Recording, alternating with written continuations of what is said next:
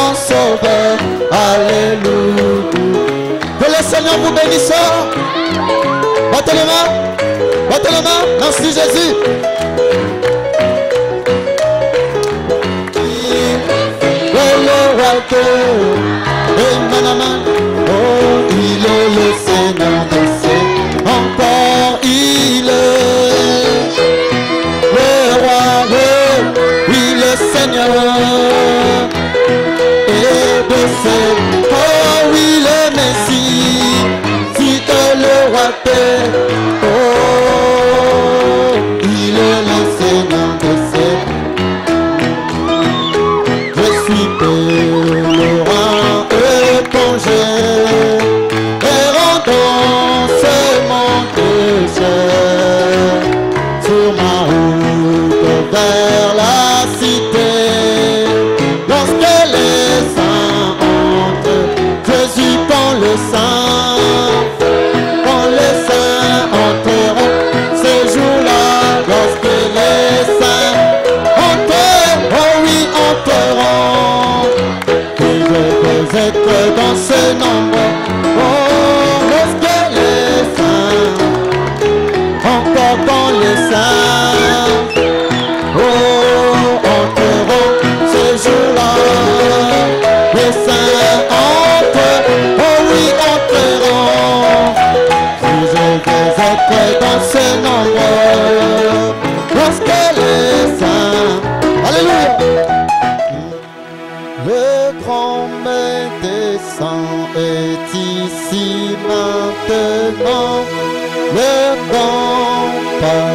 puissant Jésus réconforte le cœur brisé.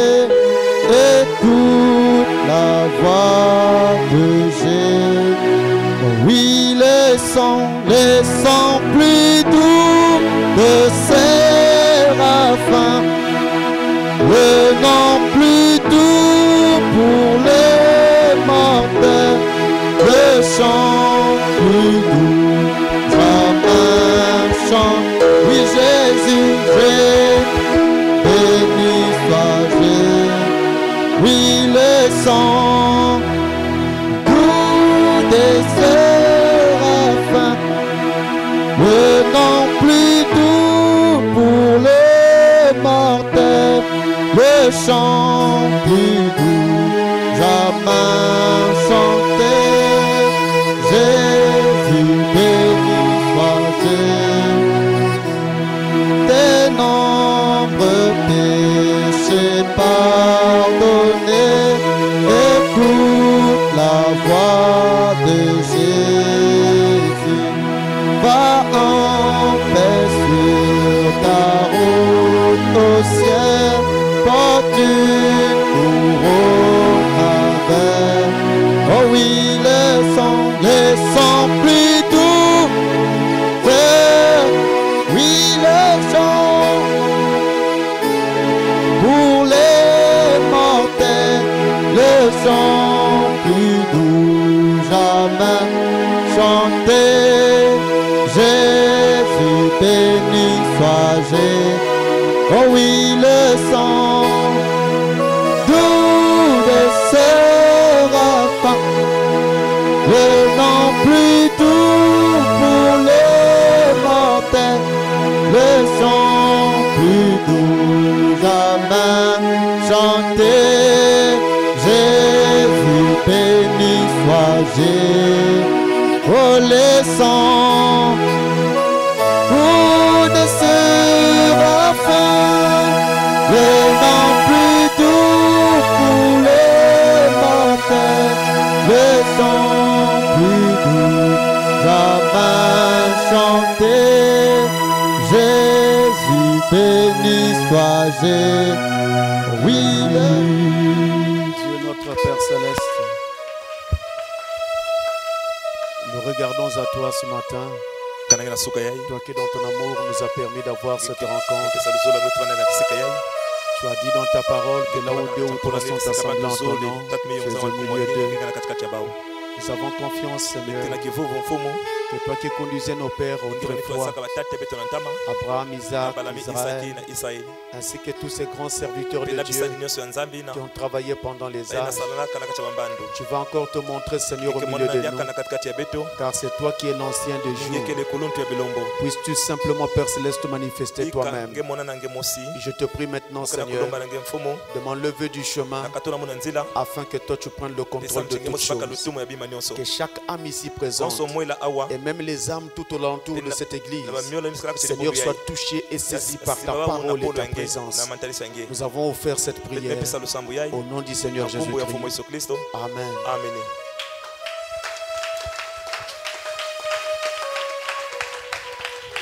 Je vous salue tous au nom du Seigneur Jésus-Christ. Nous allons, pendant que nous sommes debout, ouvrir nos Bibles. Nous allons dans le livre des Actes des Apôtres toujours. Actes des Apôtres, chapitre 26. Le même chapitre que nous sommes en train de lire depuis le début. Et nous allons lire aujourd'hui du verset 4 jusqu'au verset 8.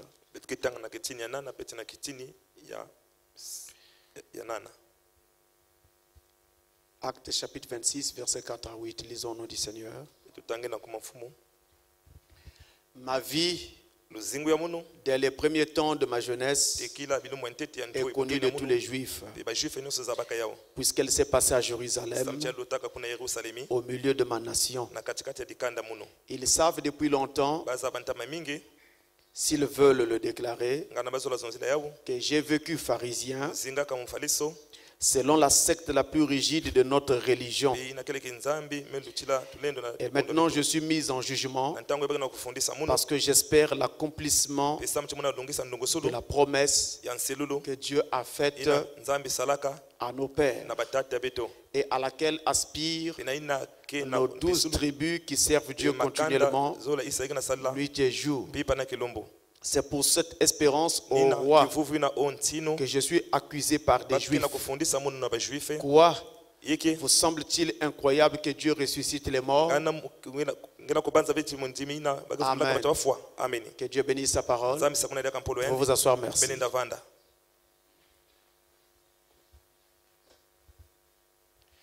Encore une fois, nous rendons grâce à notre Dieu qui nous donne cette occasion où nous pouvons être rassemblés autour de sa parole. Frère Branham, son prophète, avait dit que là où 2 ou 3 personnes sont rassemblées, ce lieu-là est une église et Dieu se tient là pour assister ses enfants parce qu'il avait promis qu'il sera au milieu d'eux.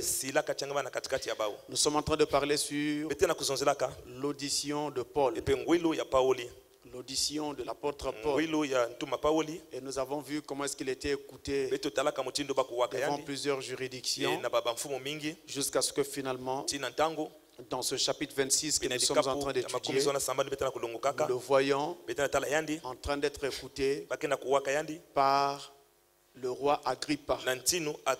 Et j'avais dit pour préciser qu'il s'agit d'Hérode Agrippa II.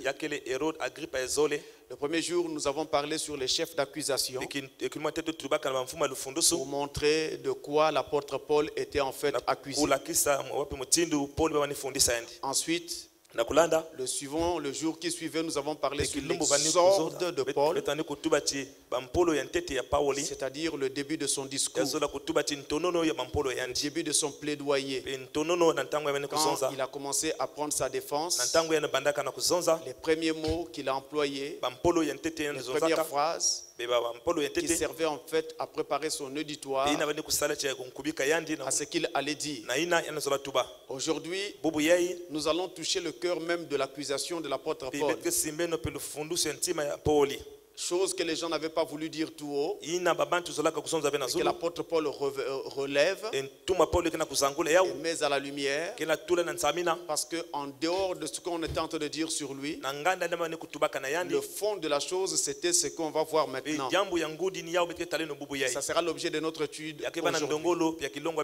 Nous allons parler sur l'espérance d'Israël, toujours dans cet enseignement sur l'audition de Paul. Il est en train de se faire écouter. Maintenant, il va dire aux gens pour quelles raisons on l'accuse en fait, en réalité. Et il montre qu'on est en train de l'accuser à cause de l'espérance d'Israël dont il est porteur et qu'il essaie de partager à tous partout où Dieu l'envoie. Alors, je voudrais que vous puissiez vraiment revêtir votre scaphandre spirituel, parce que l'aigle, même quand il est encore tout jeune, il mange la viande fraîche. Nous sommes d'accord. Donc il est important que nous puissions amener la chose droit dans la parole. Lorsque donc Paul se tient devant le roi Agrippa, il a été écouté par le Sanhédrin, il a été écouté par le procurateur Félix, il a été écouté par le procurateur Festus, et là il se trouve devant le roi Agrippa. Et pendant qu'il prend la parole, l'apôtre ici, pour parler de l'espérance d'Israël, va commencer par une brève autobiographie. Il va commencer par parler un peu de lui-même, de ce qu'il est. Et il dit que les Juifs le savent très bien. Je reviens sur un verset que nous venons de lire. Je le relis afin de fixer parfaitement les pensées. Et d'entrée de jeu, je voulais dire à tout le monde que ce qui fait une église, ce ne sont pas les bâtiments, Mais ce qui fait une église, ce sont les gens qui viennent adorer dans cette église. Mais les gens qui viennent adorer dans cette église sont formés et façonnés par la parole de Dieu. C'est pourquoi lorsqu'elle est étudiée, prenez le soin de prendre des notes, parce que vous pouvez réétudier ces choses à la maison. Alors il est écrit ici, acte 26 au verset 4, je reviens au verset 4, il est dit, ma vie, dès les premiers temps de ma jeunesse, est connue de tous les Juifs, puisqu'elle s'est passée ici à Jérusalem, au milieu de ma nation. C'est très fort, très très fort. Souvent quand nous lisons la Bible, nous avons l'impression de lire un simple livre d'histoire. Ce n'est pas le cas. Dans la Bible, chaque mot enseigne. Chaque mot nous instruit. Je reviens. Ma vie, le verset 4. Ma vie, dès les premiers temps de ma jeunesse, est connue de tous les Juifs, puisqu'elle s'est passée à Jérusalem, au milieu de ma nation. Amen. L'apôtre commence par dire aux gens, c'est vrai que je suis accusé, mais les gens qui sont en train de m'accuser savent tous que je suis d'ici. J'ai vécu ici. J'ai vécu à Jérusalem. J'ai vécu à Tars. Ils m'ont vu grandir. Je ne suis pas un étranger. Je ne viens pas de loin. Parce que l'adage dit, à beau mentir qui vient de loin. Je ne viens pas de loin. Je suis d'ici. Je suis originaire d'ici. Et tous mes frères ici juifs savent. Parce qu'ils m'ont vu grandir. Ils m'ont vu évoluer. Ils ont vu mes premiers pas dans la foi. Quoi qu'ils m'accusent aujourd'hui, ils savent très bien que je suis parfaitement d'ici. Ils savent très bien que je ne suis pas un étranger, mais je suis d'ici. Est-ce que vous suivez cela? Et Frère Branham va nous dire ceci. Frère Branham va nous dire ceci. Dans la prédication L'Arche, la brochure L'Arche, c'est le message de Frère Branham que nous suivons. Écoutez ce qu'il dit dans la brochure L'Arche. Prêché le 22 mai 1955. Le paragraphe 11. Il dit, j'étais en Floride il n'y a pas longtemps. Un certain soir, j'ai rencontré un cher frère bien-aimé du nom de frère Jackson. Gail Jackson. Il est un de mes convertis à la guérison. Donc, j'étais très en arrière financièrement. J'étais en manque d'argent. Habituellement, vous savez, avec les offrandes et les autres dons, je ne tiens pas les gens au courant. Si le Seigneur pourvoit, très bien. S'il ne le fait pas, alors nous allons chercher ailleurs. Puis Gail est arrivé et il a dit au gérant, eh bien, comment font les finances? Il répondit, oh, juste $1000 environ. Un peu plus peut-être, 1500 pour arriver. Donc il nous faut $1500 pour arriver. C'était pour payer la salle, là où ils étaient en train de faire leur campagne, et les autres frères connexes. Mais ils n'avaient pas l'argent nécessaire. Il dit, le problème c'est que vous ne savez pas comment vous y prendre avec les gens du sud.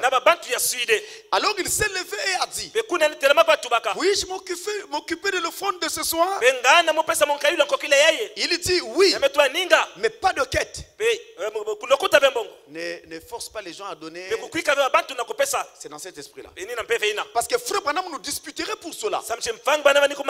Il dit, nous ne quêtons jamais. Alors il est monté là et il a juste dit quelques mots. Et il y eut $2000 dans l'offrande. Ils avaient besoin de 1500. Ils en ont eu 2000.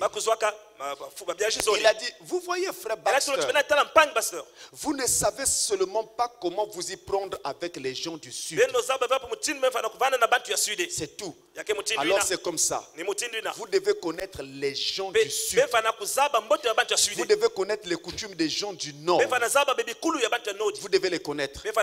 Et je pense qu'un indigène originaire du pays, connaissant leurs propres coutumes et leur propre tribu, c'est une bien meilleure manière. C'est une bien meilleure personne à mettre avec ses propres gens. Que tout s'est fait sur mesure que nous avons. Alors je suis très reconnaissant pour les frères. Vous voyez la pensée du message? La pensée du message, c'est que devant un peuple se tienne un autochtone, un homme du pays. On peut faire tout le bruit qu'on veut. C'est ça la pensée du message. Et c'est comme ça qu'on aidera mieux les gens. Parce que vous connaissez leurs coutumes. Je vous prends un exemple. Je suis allé prêcher au Kenya. C'est un pays africain comme le nôtre. Mais j'arrive au pays, je constate que les frères du Kenya n'ont pas la maîtrise des histoires des maris de nuit et des femmes de nuit. C'est des noirs comme nous. C'est des Africains comme nous. Alors il y avait une famille qui passait par ces choses-là et qui était fortement dérangée. Ils m'ont sollicité pour que j'intervienne. Je leur dis, je voudrais bien, mais je ne peux pas parce que vous devez d'abord avoir l'autorisation de votre pasteur. Les brebis dans une église ne peuvent pas aller consulter un autre pasteur sans l'autorisation de leur pasteur. Donc je voudrais bien, mais je ne veux pas faire de l'ombrage au pasteur. Et donc je ne l'ai pas fait par respect pour mon frère qui m'avait invité à prêcher dans son église. Mais je vous montre d'abord que c'est un pays africain comme nous, mais il ne connaissait pas les histoires des femmes de nuit, des sirènes et tout ce que nous connaissons. C'est étrange. Et bien justement, eux ils ont une autre culture un peu différente de nous. Ils ont été colonisés par les Anglais. Et l'influence anglophone est très marquée là-bas. Même dans leur style de vie et tout le reste. Ce qui est différent chez nous. Et donc vous comprenez que si vous allez prêcher dans un milieu comme celui-là, il faut vraiment connaître les coutumes des gens si vous voulez les aider. Et si vous voulez aussi prêcher dans un milieu comme celui-ci, à Pointe-Noire au Congo-Brazzaville, vous devez connaître les coutumes des gens pour les aider. Mais même mieux, il faut que vous soyez vous-même congolais pour mieux aider les gens. Parce que vous comprendrez mieux les coutumes des gens. C'est pourquoi moi je ne suis pas flatté. Je vois des gens qui viennent du nord, du sud, ou de différents autres pays et qui viennent s'accaparer de notre territoire pour dire qu'ils viennent nous aider. Je ne suis pas toujours sûr qu'ils viennent pour nous aider. La raison peut être ailleurs. Alléluia.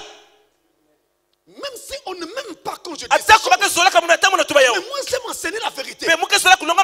Parce que parfois ce qui amène les gens à traverser des frontières et à aller loin pour aller prêcher, c'est parfois simplement l'argent.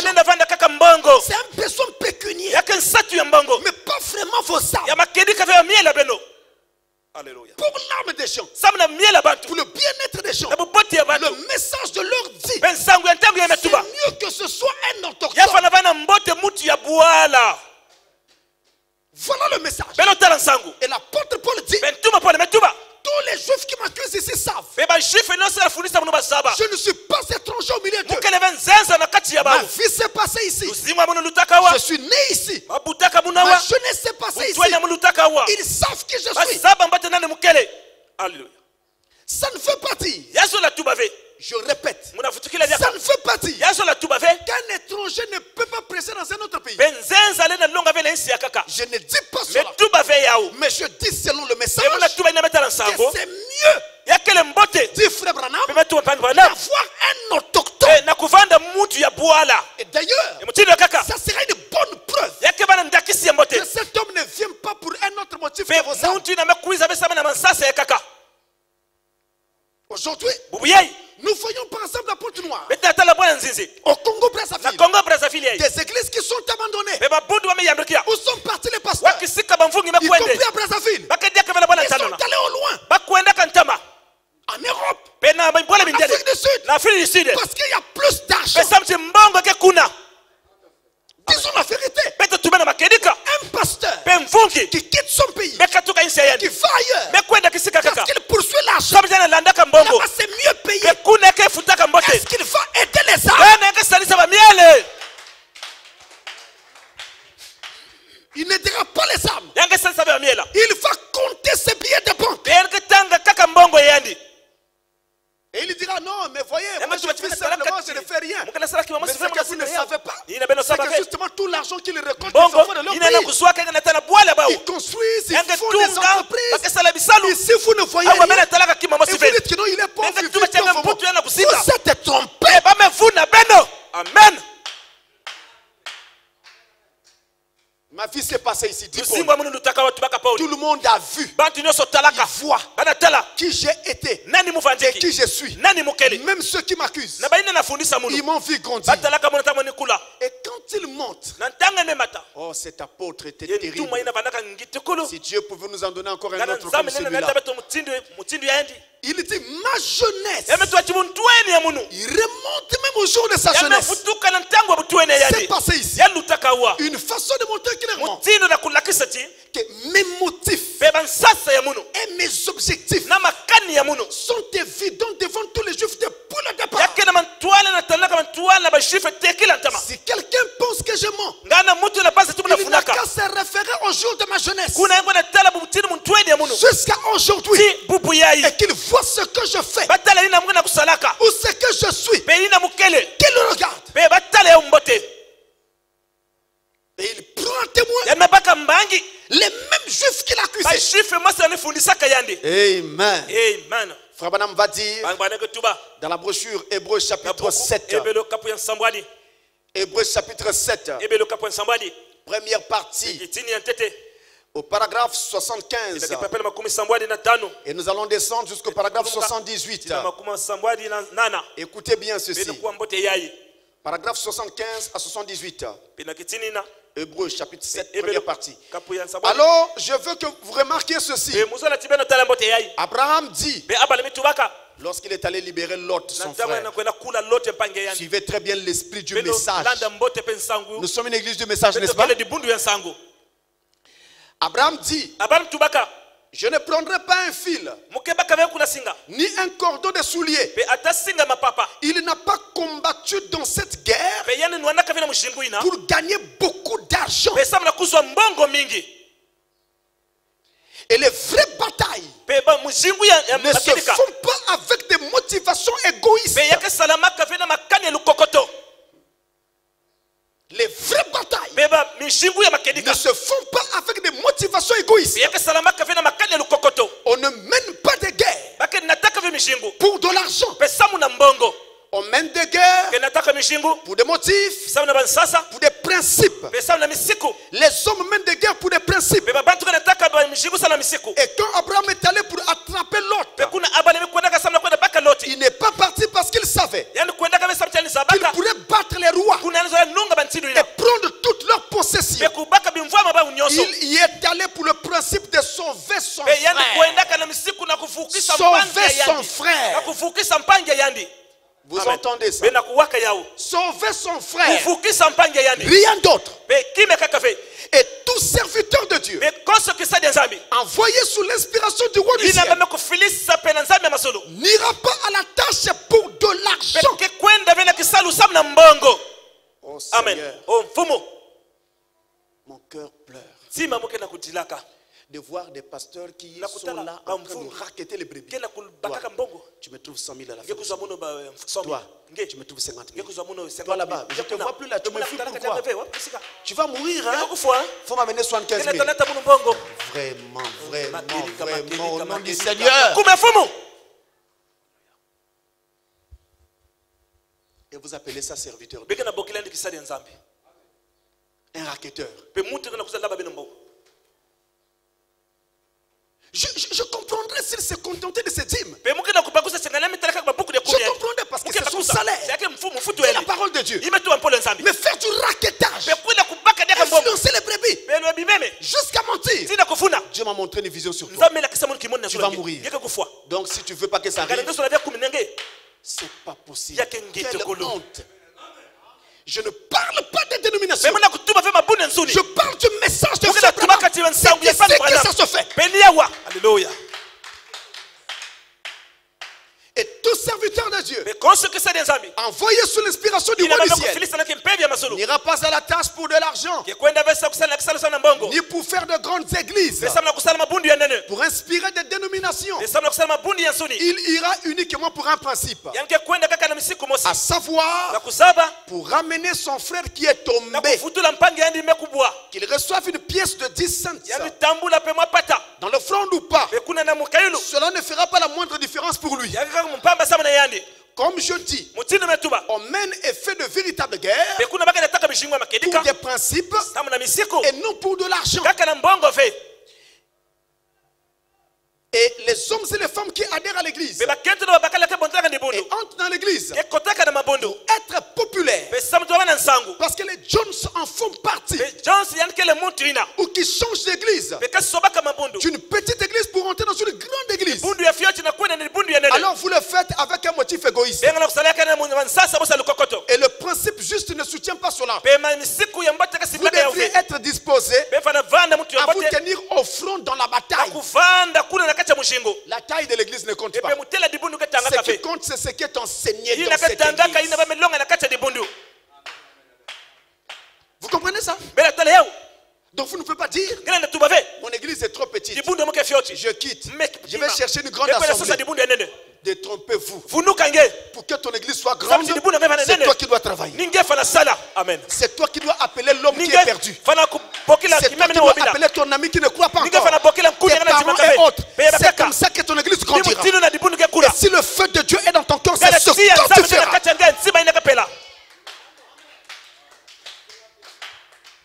Il continue. Dans ce tabernacle ici, quand les choses vont mal, et que vous les hommes, et que vous les femmes, vous courez pour aller quelque part ailleurs, ou que vous vous tenez à l'écart jusqu'à ce que la petite dispute ou la vapeur soit passée, il y a quelque chose de faux dans votre expérience. C'est vrai. Frère Branham, c'est le prophète, non? C'est un problème intervient dans l'église. Toi tu fouilles l'église. Il y a un problème avec ton expérience chrétienne. Tu n'es pas un soldat chrétien. On pensait que tu étais un soldat capable de combattre au front pour garder les choses dans la parole. Mais quand tu vois que ça ne va pas, tu fouilles. Mais qui va amener Dieu dans l'église? Mais c'est toi. Écoutez-moi bien. Dieu va à l'église chaque jour. Amen. Je répète. Dieu va à l'église chaque jour. Comment? Par toi. Quand tu vas à l'église, c'est une partie de la colonne de feu qui va à l'église. Et quand chacun des nous est rassemblé, alors c'est une boule de feu.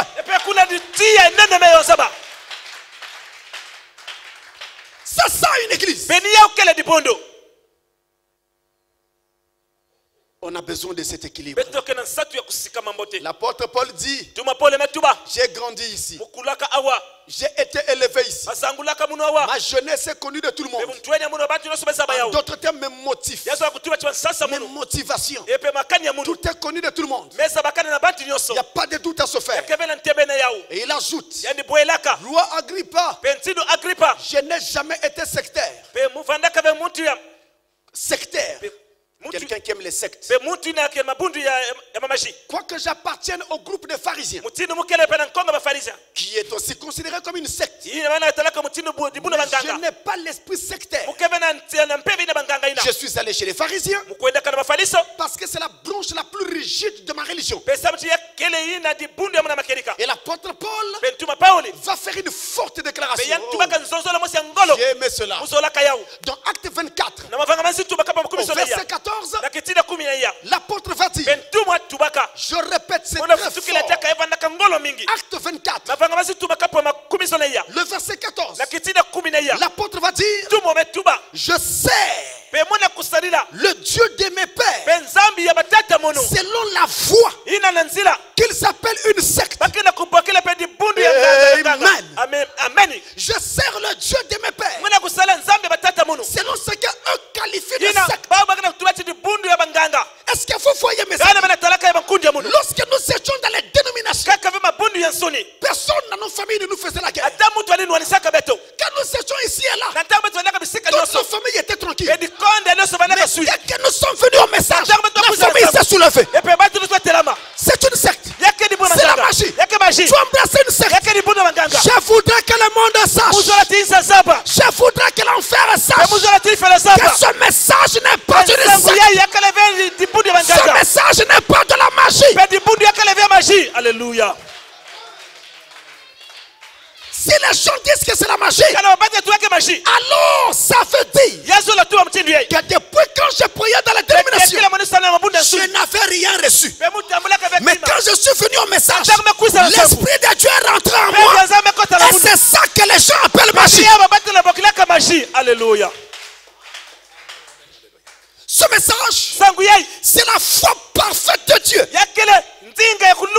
envoyée par le Dieu parfait, pour attraper un peuple et faire de lui un peuple parfait dans cet âge final.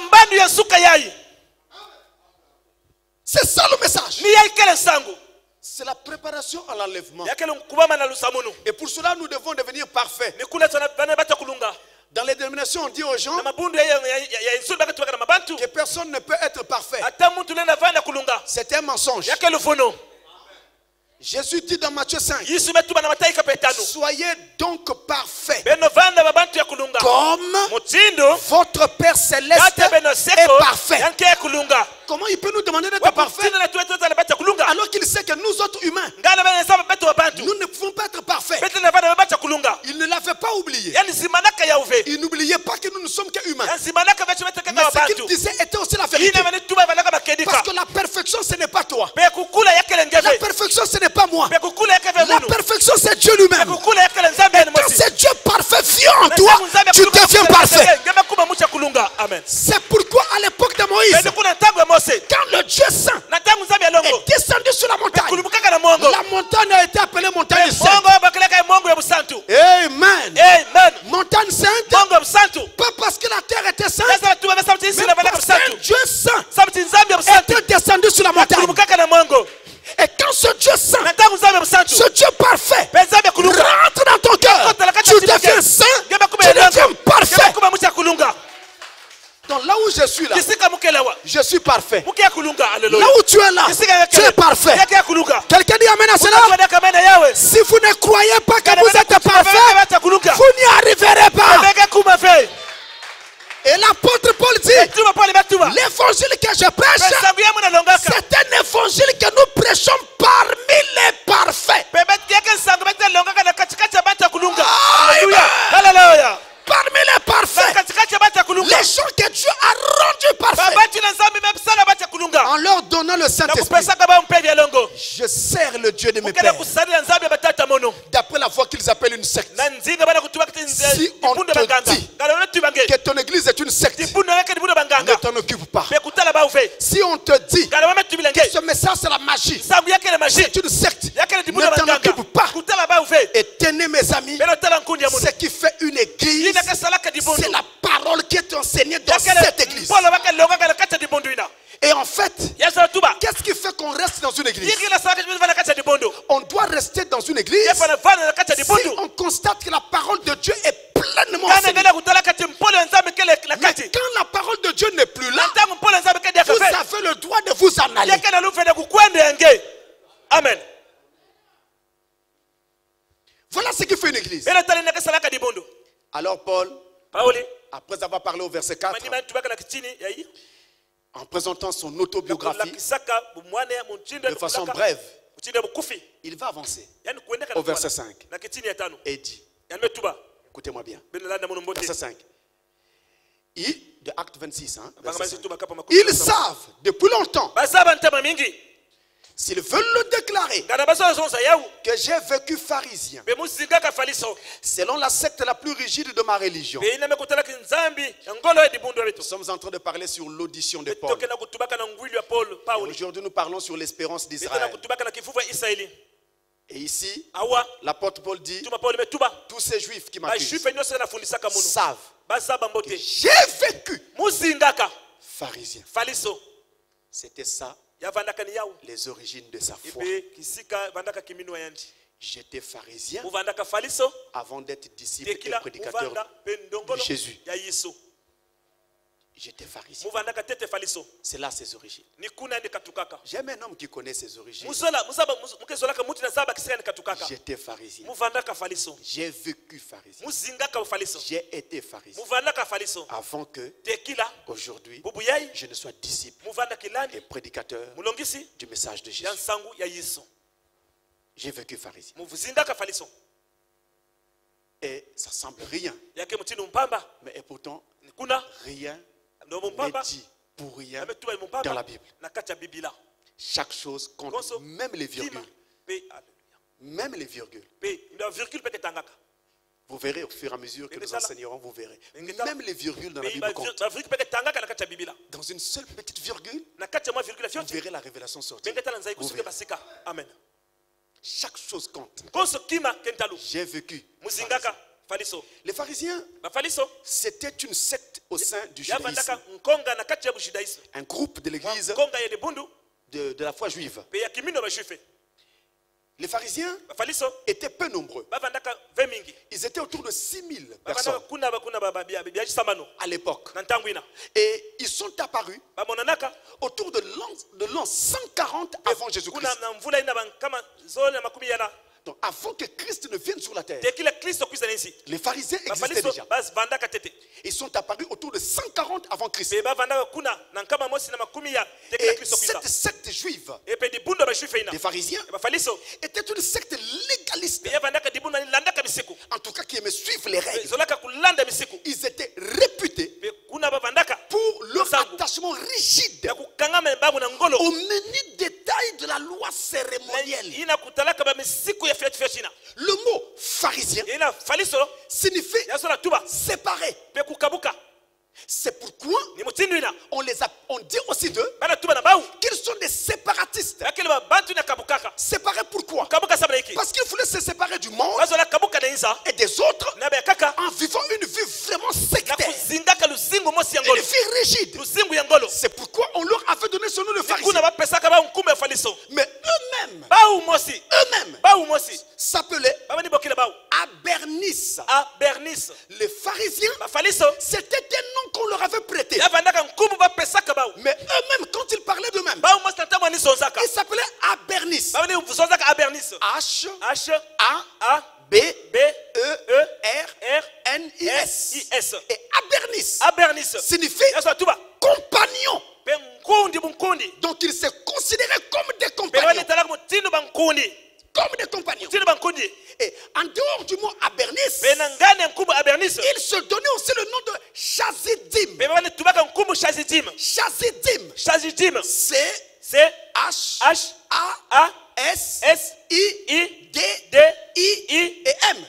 Et Chazidim signifie les gens pieux. Parce que justement leur séparation consistait à vivre en suivant la loi. Donc de façon pieuse. C'est ce qu'ils étaient. En tout cas du moins sur le plan extérieur. Sur le plan intérieur, ça c'était tout autre chose. Parce que quand Jésus va les rencontrer, il va trouver que ce qu'ils étaient à l'extérieur ne reflétait pas ce qu'ils étaient à l'intérieur. Ils croyaient, les pharisiens, ils croyaient en la résurrection des morts et aux anges. Ils croyaient que les morts peuvent ressusciter. Ils croyaient aussi en l'existence des anges. Ils étaient en fait des inconditionnels de la loi et des rituels. tout ce que la loi disait qu'il fallait faire. Jésus leur reprocha leur usage de la loi humaine pour détruire l'écriture. C'était l'un des reproches que Jésus leur faisait. Rendez la parole de Dieu sans effet à cause de vos traditions. Matthieu 15, verset 3 à 9. C'est là que nous trouvons un passage où Jésus est par exemple en train de réprimander cela sur les pharisiens. Jésus leur reprochait aussi leur hypocrisie flagrante. Parce que justement, ce qu'ils étaient au dehors, ce n'est pas ce qu'ils étaient à l'intérieur. Ils parlaient de justice, mais au-dedans la justice n'existait pas. Ils parlaient de vivre correctement, mais au-dedans ils étaient pleins de rapines. Et c'est de ça que Jésus parlait. Alors je vais lire un passage ici, et vous allez voir ce que Jésus par exemple dit d'eux. Dans le livre de Luc, au chapitre 12 et au verset 1, Jésus dit, Luc 12 verset 1, Jésus dit ici,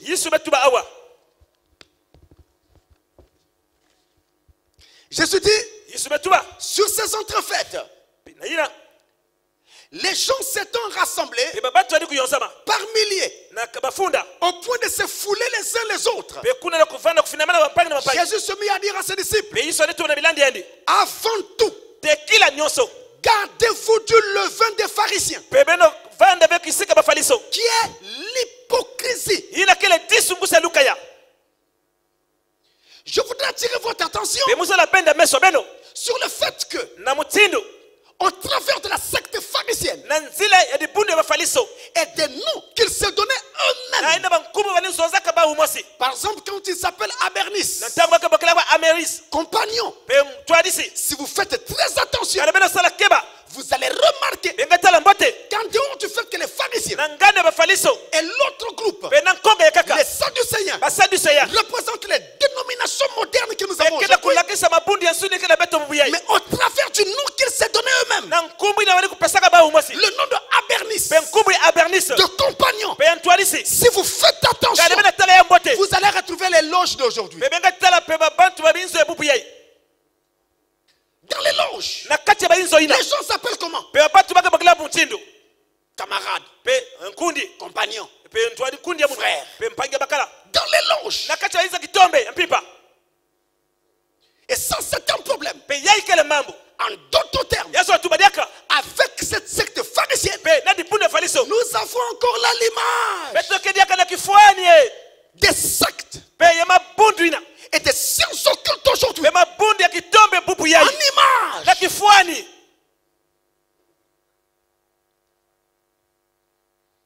Ce sont des choses que nous avons connues aujourd'hui. Et à côté des pharisiens, il y avait un autre groupe qu'on appelait les sadducéens.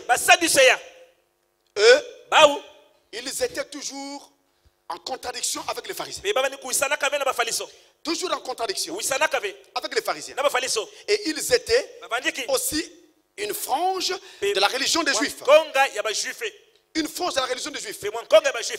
Mais eux, les sadducéens, étaient connus pour leur rejet du surnaturel. Ils n'aimaient pas le surnaturel. Ils ne croyaient pas au surnaturel. Et ce faisant, ils ne croyaient ni à l'existence des anges, ni à la résurrection des morts, ni à la vie future. Donc la vie après la mort, ils n'y croyaient pas. Ils ne croyaient même pas que les anges existent. Ils ne croyaient en rien de ces choses.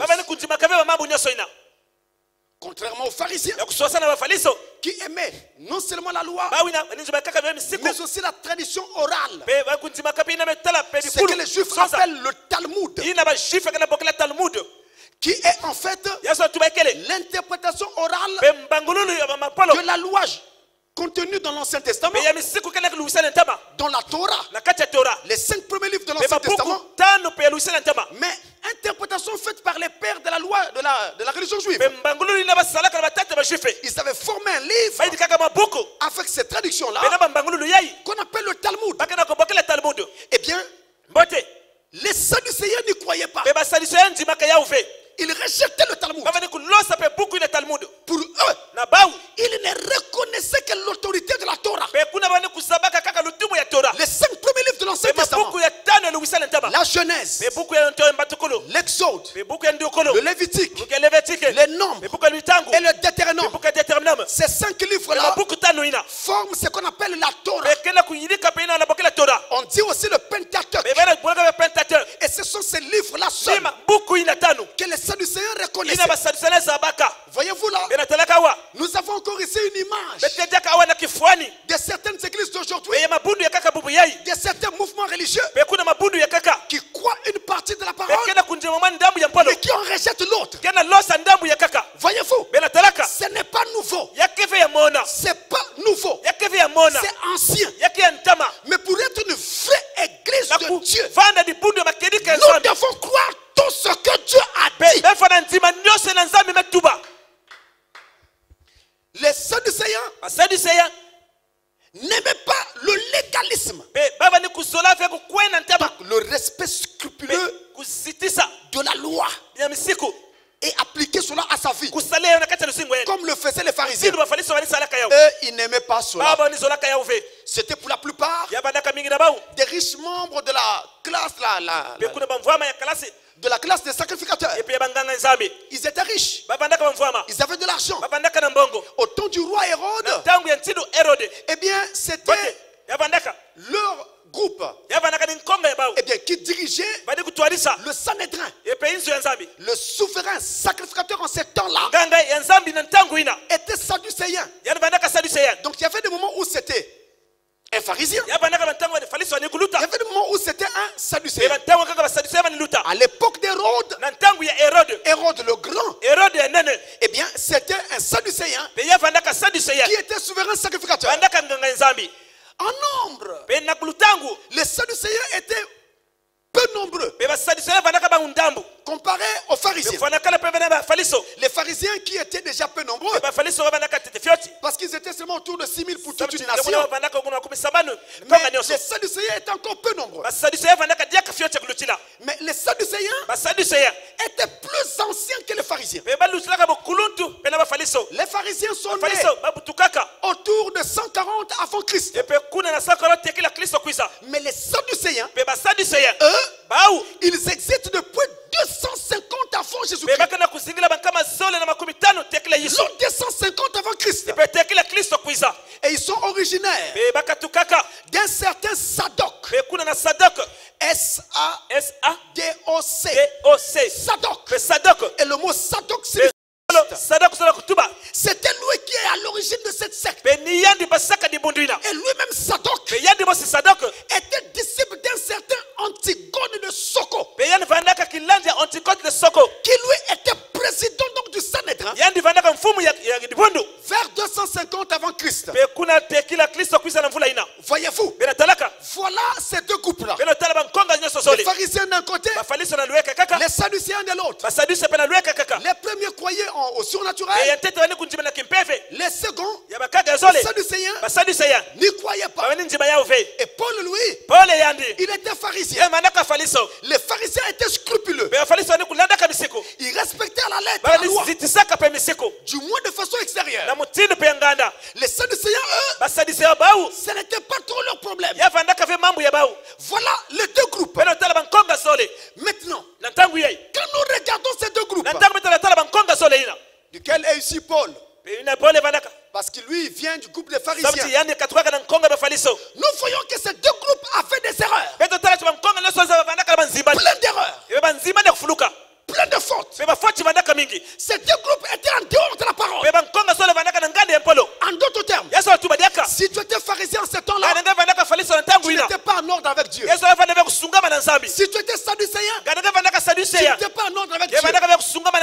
Quand Jésus est venu, les disciples qu'il a appelés, ils venaient d'où?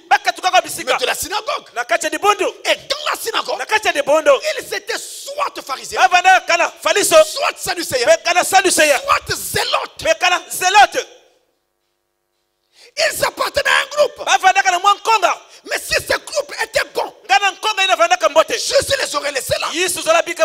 Mais quand il les a croisés, il disait à chacun, viens, suis-moi, viens et suis-moi.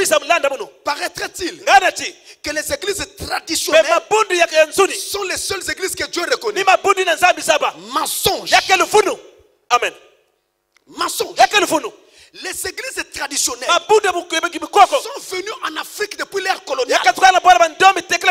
Qui ne le sait pas? Je parle ici de l'histoire. Et quand ces églises sont arrivées, je ne cite pas leur nom. J'en ai perdu la mémoire. Mais quand elles sont arrivées, elles étaient à la solde des colons. Ceux qui sont venus coloniser l'Afrique, ceux qui sont venus marcher sur nous. Vous avez entendu parler de Kunta Kinte avec le film de Racine. Peut-être qui sait, s'il n'y avait pas un de nos arrière-parents qui était parti, ils nous ont fait des esclaves. Et pour pouvoir réussir leur mission de traite des Noirs, ils ont utilisé ces églises-là. Ils nous prêchaient la Bible pour nous amadouer, pour nous adoucir. Et entre-temps, ils volaient nos richesses, ils volaient notre argent, ils volaient nos ressources. Aujourd'hui, l'Europe, les États-Unis sont hyper développés. Et ils se moquent de nous, que nous sommes pauvres, nous sommes sous-développés. Mais qui est responsable de ça? C'est eux. Alléluia. Et qui les a soutenus? Mais les églises traditionnelles, normalement, tout véritable Africain averti devrait quitter ces églises traditionnelles. Alléluia. Dieu ne s'y trouve pas. Depuis le départ, il travaillait pour le colon. Vous avez entendu dans l'histoire que quand un Africain avait commis un crime, on l'arrêtait très facilement parce qu'il partait voir son prêtre pour se repentir. Mon père, je suis venu confesser. Voilà un autre mensonge. On confesse les péchés à l'homme. Les péchés doivent être confessés à Dieu, pas à un homme. Et quand il faisait ça, lui, il lui disait, mon fils, que Dieu te pardonne. Après il tournait le dos, il allait avertir l'État. Voilà, le meurtrier que vous cherchez, c'est un tel. On arrêtait le pauvre. Ils étaient de mèche avec la loi à l'époque. Des gens comme ça qui sont venus pour nous voler, pour nous piller, pour prendre nos ressources et notre argent. Vous pensez vraiment, vous pensez que c'est pour sauver vos âmes? D'ailleurs, allez dans ces églises traditionnelles, écoutez prêcher l'évangile. Vous allez dire, mais je pouvais rester à la maison, prendre la même Bible, lire le même passage, parce qu'il n'y a rien qui sort de cette lecture-là. Rien. Mes frères, et on dit aux gens, ne restez pas dans ces églises-là. On nous appelle en langue locale les Binzamizambi. Les sectes. Nous ne sommes pas des Binzamizambi. Nous ne sommes pas des petits groupes. Nous sommes le peuple du Dieu vivant. Je veux entendre un amen. Même si nous ne sommes pas nombreux aujourd'hui, mais quand Jésus a commencé, dites-moi, ils étaient combien? Amen. Dites-moi, ils étaient combien? Jésus a commencé avec 12 disciples. Avant d'arriver à 12, il a commencé par un. Il a appelé un deuxième. Il a appelé un troisième. Ça ne m'inquiète pas de savoir combien vous êtes.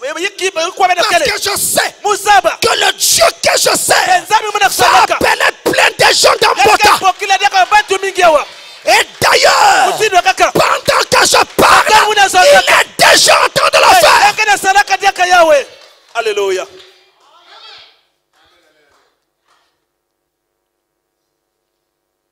Ces groupes-là n'avaient pas la parole.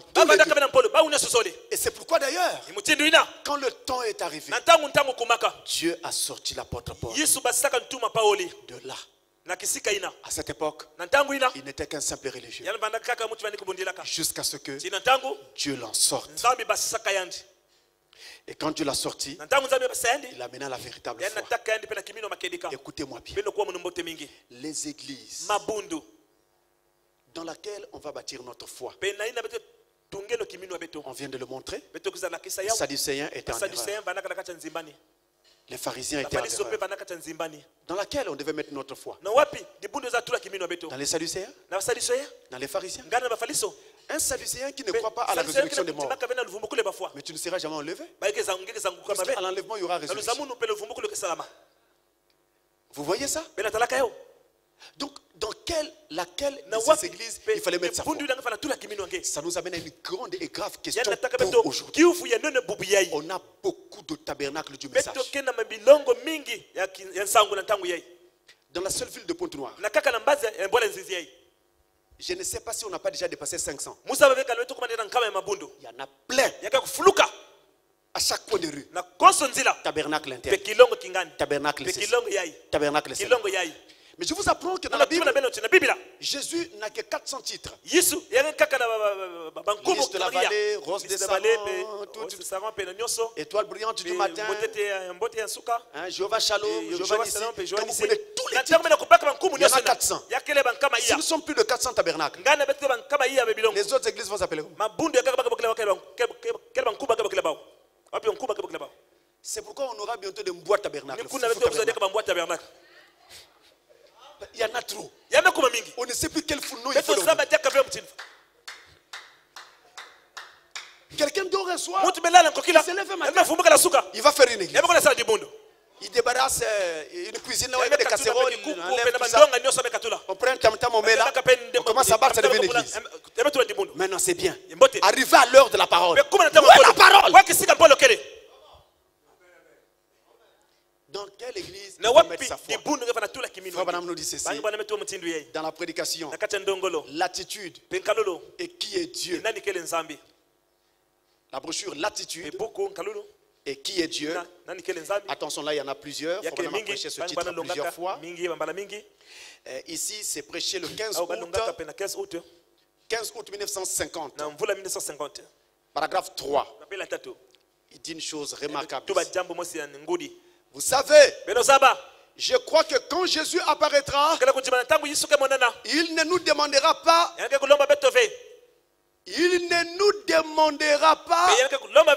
si nous sommes membres d'une certaine dénomination ecclésiastique. Nous serons jugés sur base de ce que nous aurons fait de lui dans nos cœurs. Amen. Pas de l'église à laquelle nous appartenons.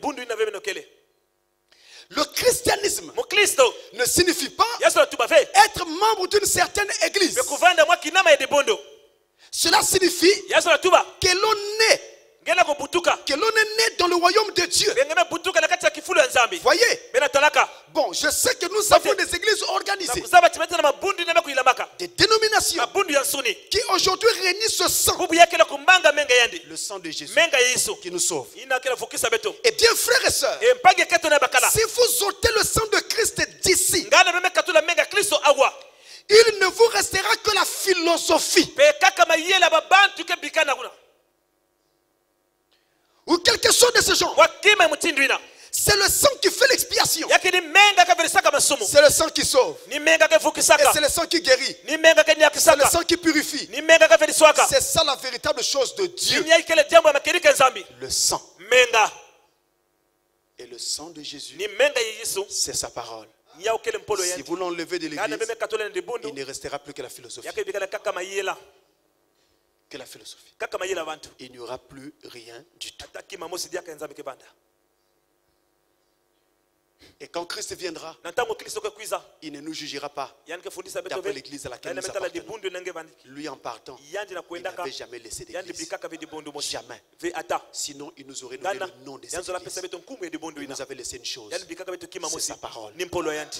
Et c'est cette parole-là que nous devons croire.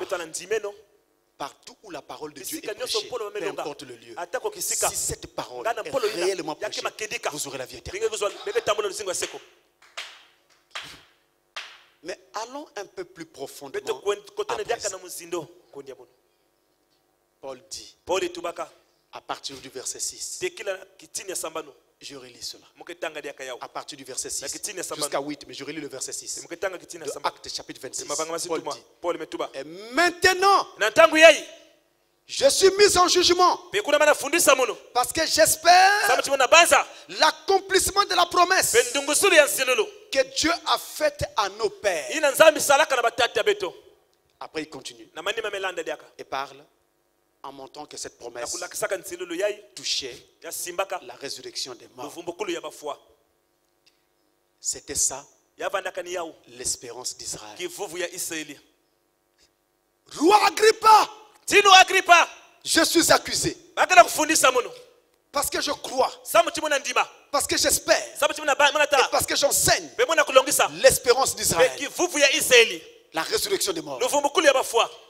Le Messie viendra. Quelle était cette espérance? Depuis le premier homme Adam, quand l'homme tombait et mourait, il ne revenait plus jamais. Mais quand un arbre tombait, il était coupé. La saison qui suivait, il poussait des bourgeons. Quand une fleur était coupée, à la saison prochaine, ça, elle ressortait. Mais l'homme, quand il tombait, il expirait. C'était pour toujours. Et tous les anciens d'autrefois se demandaient, mais comment l'homme revivra-t-il? Qu'est-ce qui aidera l'homme à revivre? C'était ça, la préoccupation des esprits d'autrefois.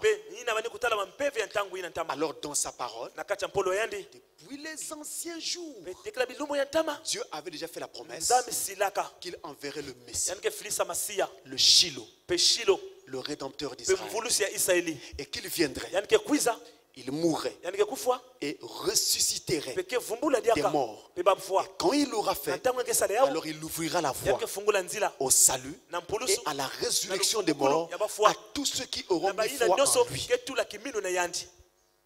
C'était ça l'espérance d'Israël. On attendait le Messie. Hélas, quand ce Messie est venu, il n'a pas été reconnu.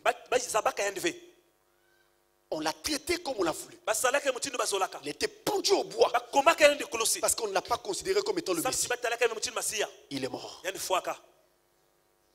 Quelques-uns avaient été révélés par Dieu qu'il s'agissait bel et bien du Messie attendu. Cet homme appelé Jésus de Nazareth. C'était bien lui le Messie. Mais il fallait qu'il montre qu'il était le Messie. Il a prouvé en montrant le signe du Messie, le discernement des pensées. Il a dit à la femme samaritaine, femme, va, appelle ton mari. Je n'ai pas de mari. Il dit, tu as dit vrai. Tu en as eu 6. Tu en as eu 5. Et celui qui est avec toi maintenant n'est pas ton mari. C'est-à-dire qu'elle avait juste des petits copains comme ça. Mais toi tu es juif. Moi je suis samaritain. Comment connais-tu ma vie? Attends. Moïse nous avait dit que quand le Messie viendra, c'est ça qu'il fera. Il discernera nos vies. Ne serais-tu pas le Messie? Et comme Jésus savait qu'elle était une fille d'Abraham, il s'est révélé. Il dit oui, je le suis. Devant Nathanaël, quand Philippe l'appela, c'est pointe devant Jésus. Jésus lui dit, voici un Israélite dans lequel il n'y a point de fraude. Nathanaël dit, quoi? D'où me connais-tu, Seigneur? Avant que Philippe ne t'appelle, quand tu étais sous le figuier, quand tu étais dans le sein d'Abraham, je t'avais déjà vu. Voyez-vous cela? Ça, c'était le signe du Messie.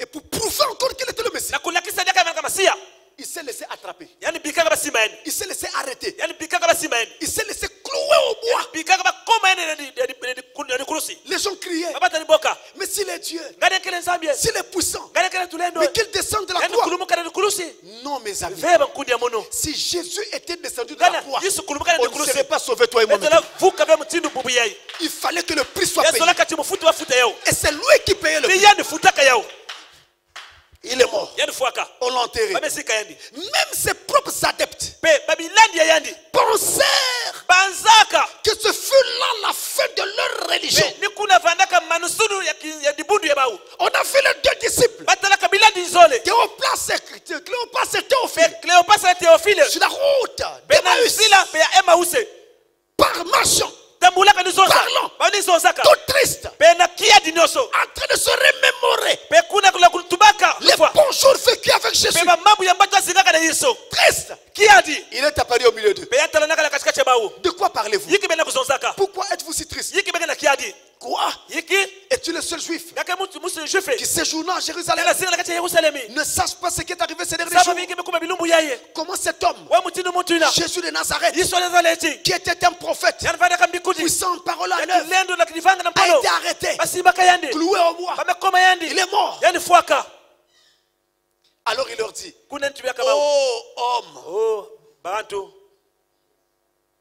privé d'intelligence, pe kede vele mayela vous êtes lents à comprendre ce que les prophéties ont dit. zamana kubakule na mbikuli Et metuba la Bible dit, biblia metuba commençons par Moïse. beto banda na tete na Mose Lui, Jésus. yandisu Commençons par Moïse. bandaka na Mose Il leur annonça tout ce qui le concernait. yanza labsaina bani kutale na yandi Oui, mes frères. ninga nkundi ya munu Moi aussi, munu pe aujourd'hui, bubu yayi pour vous parler de l'espérance na d'Israël, kusozela beno na kifufu ya Israeli laissez-moi remonter à beno Moïse. bika mu matatete na Mose Laissez-moi commencer par Moïse. beno bika mu banatete na Mose Dans la Genèse, na kati ya buku ya mbatukulu au chapitre 3 na dikapu ya tete et au verset 15, na kitini ya 15 écoutez ceci, mes beno amis. kuwa yeba nkundi ya munu Amen. amen Alors là, awa je parle aux élus. pe mwana kutuba ya basolwa Je parle aux élus, mes mwana amis. kutuba kana basolwa Il est écrit, ametuba Genèse 3, verset 15. Je mettrai une huissier pe mukatula mutantu entre toi na nge et la femme, na kento entre ta na postérité kati ya dikande yange et sa postérité. na dikande ya yandi Je reviens. mukefutukila Entre ta pe postérité ina metala dikande yange et sa na postérité. dikande ya yandi Celle-ci t'écrasera la yandi na tête kati yatanga itu et tu lui blesseras le talon.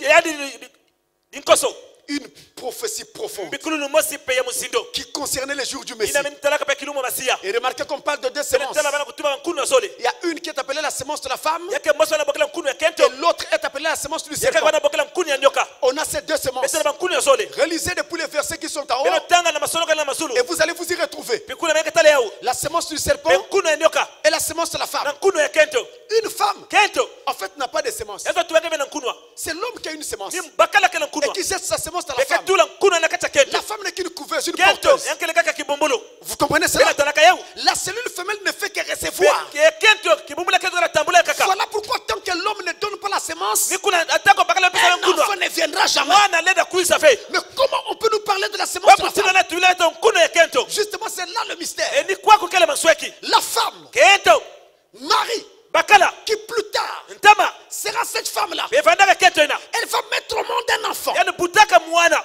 qui ne venait pas de Joseph, bekatukaka vene yosefi qui ne venait pas d'elle. katukaka vene yandi La cellule mâle benkunu ya bakala et la cellule femelle bena nkunu ya kento furent toutes les deux créées dans le sein de Marie. bau nyonso ozala baidikana kati ya kifumo mania Et Dieu les mit ensemble. nzambi ifukisaka yau Ces cellules se fécondèrent bekuna iyi yasala et yirabaka se mirent à se multiplier. bekuna bane kufunana Mitose sur mitose. mitose na sula mitose Mitose sur mitose. mitose na landa mitose Jusqu'à former cet embryon. tina ntama meidika mwa mwana Et tiki finalement un enfant. be mwana me basika Et quand cet enfant sort, ntango mwana basikaka en train de pleurer dans la kena crèche, tilaka na kati ya les kulepaka gens étaient loin d'imaginer babatu bandaka ntama na kupanza que c'était le grand jour, be yavandaka ni jehova yenane mais sous la forme d'un petit na bébé kifuani ya ntembele ya fyoti dans la crèche, na kati ya mpaka en train de pleurer. kena tilaka Jehova be jehova en train de demander le biberon. kena lombaka miliki ye Alléluia. haleluya Et là, kuna il a grandi. yani kulaka Il est allé jusqu'à la croix. yani kuandaka ni vikulusi à la croix,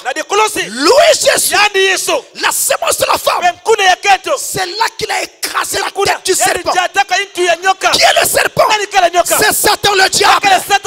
Mais pourquoi écraser la tête du serpent? Si vous voulez tuer un serpent, écrasez sa tête. C'est comme ça qu'il mourra. Pour tuer le péché, Dieu a tué directement le Satan. Il a écrasé sa tête. Il a tué son venin. Alléluia. Et là, la croix, c'est là qu'il a reçu une blessure au talon. Amen. Vous n'oubliez pas qu'il fut cloué au niveau des mains et même au niveau des pieds. C'était la sémence de la femme. Mais là, on était en plein accomplissement de l'expérience d'Israël alors que les gens ne s'en rendaient pas compte. Un autre passage. Nous arrivons maintenant dans Esaïe. Nous avons quitté Moïse. Esaïe 7 verset 14. Esaïe 7 verset 14. Il est dit: c'est pourquoi le Seigneur lui-même vous donnera un signe. Voici, la jeune fille deviendra enceinte. Elle enfantera un fils. Et elle lui donnera le nom d'Emmanuel. Je répète, c'est pourquoi le Seigneur lui-même vous donnera un signe. Un signe de l'espérance d'Israël. Voici, la jeune fille deviendra enceinte. Elle enfantera un fils. Elle lui donnera le nom d'Emmanuel. C'est la prophétie annonçant la conception d'une vierge. Pour que ce Messie vienne. Oh, écoutez-moi très bien. Cette prophétie était la résolution de l'équation différentielle qui n'avait jamais eu de solution depuis l'histoire. L'homme était tombé dans le péché. Et la loi de Dieu exigeait un parent rédempteur pour rédempter l'homme. Il fallait que quelqu'un paye de son sang pour que l'homme soit délivré de la puissance de l'impudicité, de la puissance de l'adultère, de la puissance de l'alcool, de la puissance de la magie, de la puissance du péché. Mais tout homme avait péché. Tout homme avait corrompu ses foi. Qui pouvait mourir à place de l'autre? Personne. L'animal ne le pouvait pas. Sa vie était plus basse que la vie de l'homme. Voilà pourquoi dans l'Ancien Testament, les sacrifices animaux offerts dans l'Ancien Testament couvraient le péché, mais n'enlevaient pas le péché. Parce que la vie de l'homme est plus élevée que la vie de l'animal. Il fallait une vie supérieure ou égale à celle de l'homme. Égale à l'homme, il fallait un homme comme l'homme. Mais on avait tous péché. Personne ne peut sauver son frère. Voilà pourquoi aucun pasteur ne peut vous sauver. Aucun pape, aucun prêtre, aucun prophète, même pas William Branham. Le salut ne vient que d'un seul. C'est de Jésus seul. Alors il fallait trouver une solution. Comment faire qu'il y ait un être humain qui meurt, qui donne son sang, mais sans qu'il ne naisse par le péché? Parce que la manière dont tous les humains viennent sur la terre, ils viennent par le sexe. C'est le péché. Donc c'était difficile. Et Dieu trouva la solution en faisant en sorte qu'une fille vierge qui n'avait jamais connu d'homme tombe enceinte et met au monde sans l'intervention d'un homme. C'est ça qu'on appelle l'immaculée conception. La conception sans tache. La conception sans souillure. La conception sans intervention de l'homme. Et quand Jésus est né, il n'avait pas le sang de Marie. Il n'avait pas le sang de Joseph. Jésus n'avait pas le sang juif. Même le sang physique Alléluia. C'est ça la prophétie.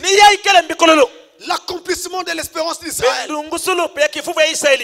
quand cela s'est accompli, hélas, ils l'ont rejeté. Et il s'est tourné vers nous les nations pour appeler parmi nous une épouse. Et après, il les repartira chez eux pour les amener à reconnaître ce qu'ils ont rejeté. Mais nous aurons déjà été préparés et amenés dans l'enlèvement. C'est pourquoi vous quittez vos maisons pour venir ici. C'est pour se préparer à l'enlèvement.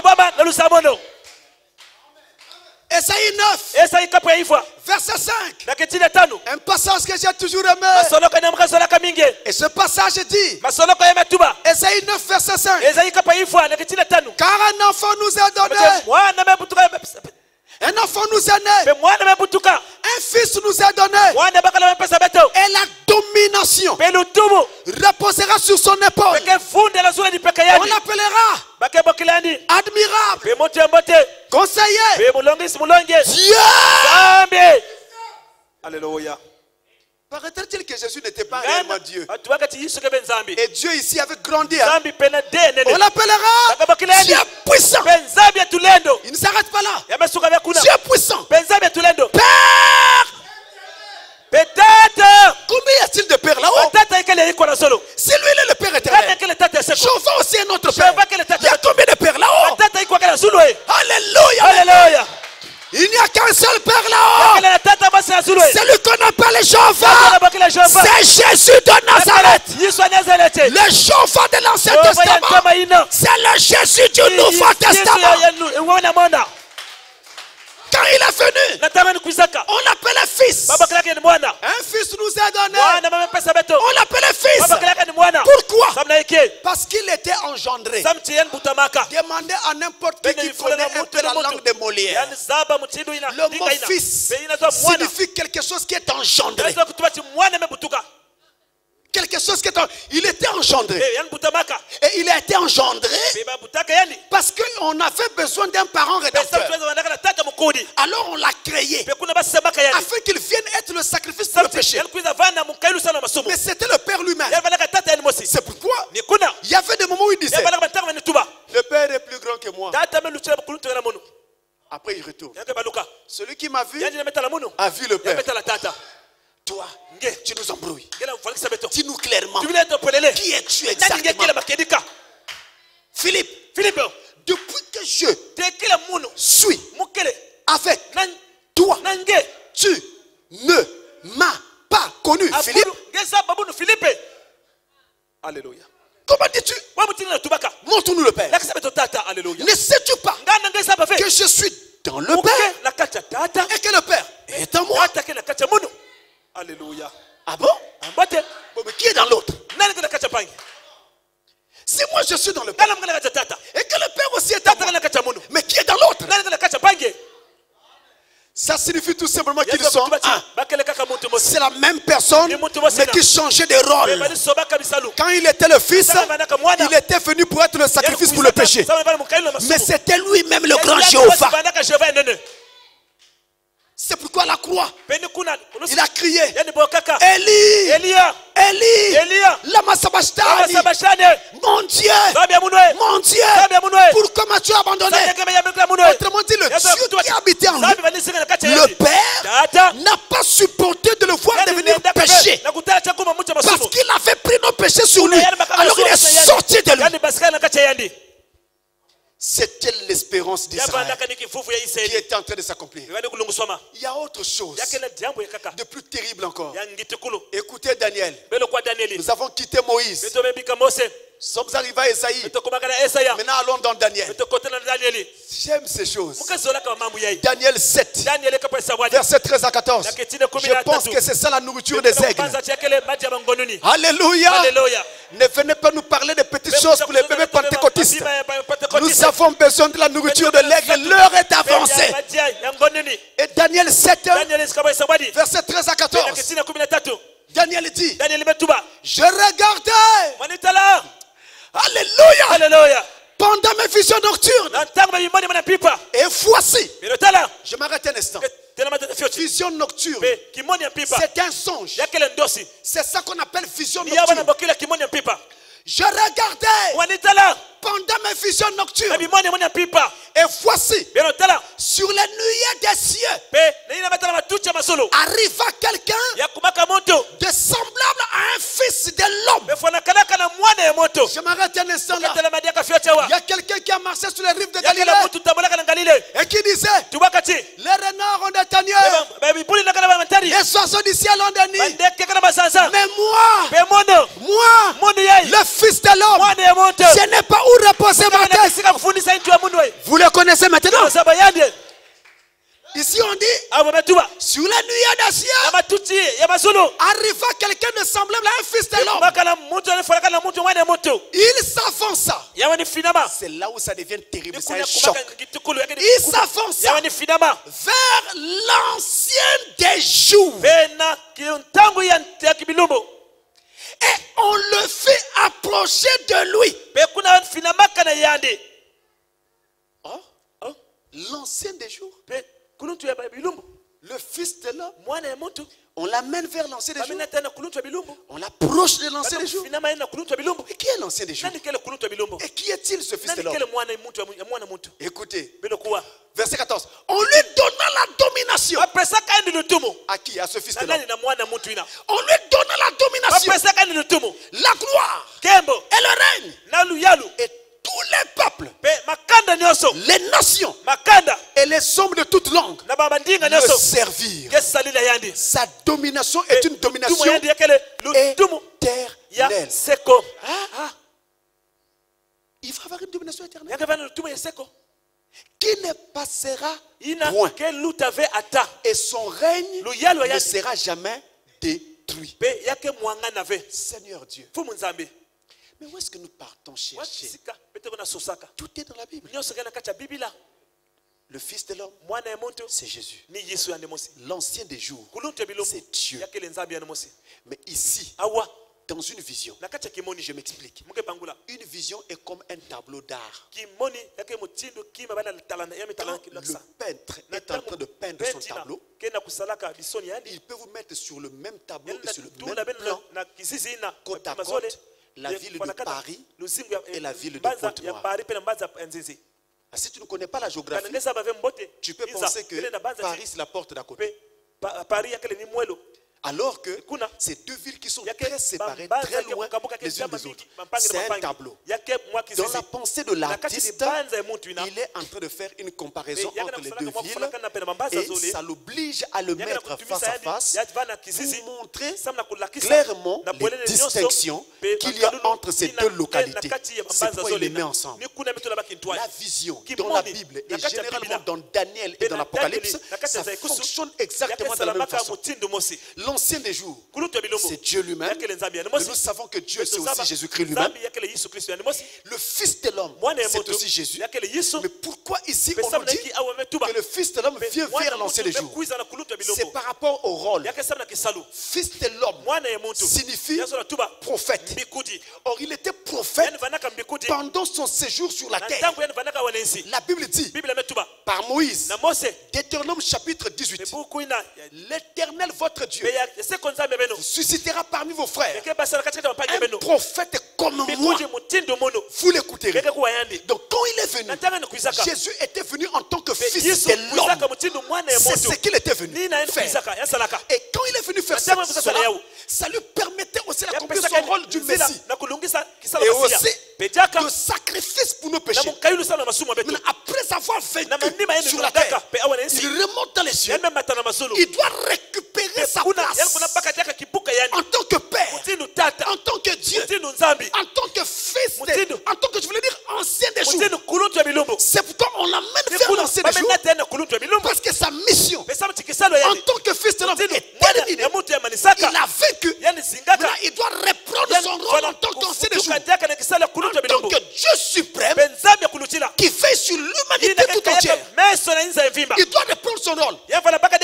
C'est pourquoi une fois il a dit, je suis sorti du Père et je m'en vais au Père.